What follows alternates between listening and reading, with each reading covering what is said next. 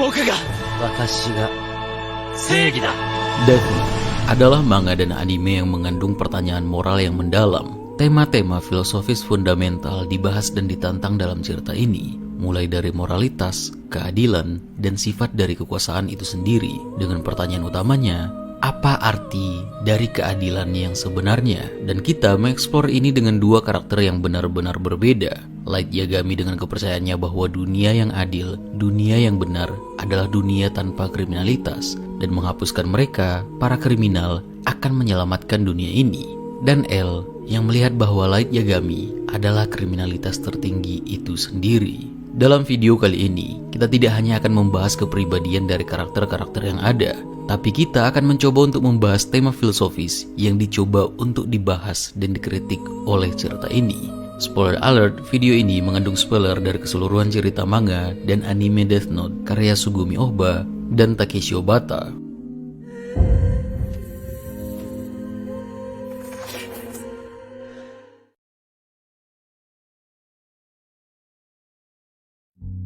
Narasi dimulai dengan Light Yagami, salah satu siswa tercerdas di Jepang. Pertama kali kita melihatnya, dia terlihat bosan dengan kehidupannya ketika satu buku entah kenapa secara kebetulan jatuh dari langit dan dia mengambilnya.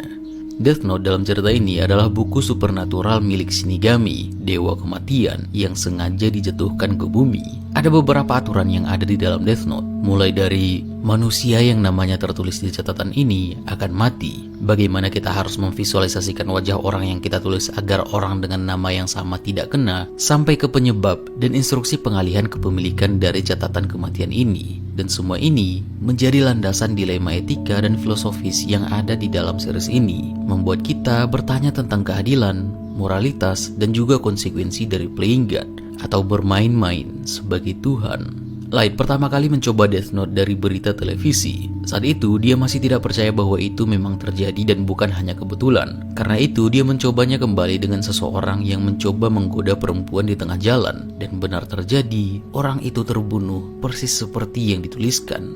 Disinilah pertanyaan pertama mulai. Apakah boleh membunuh untuk menghapuskan pembunuh? Apakah boleh melakukan kejahatan terhadap pelaku kejahatan?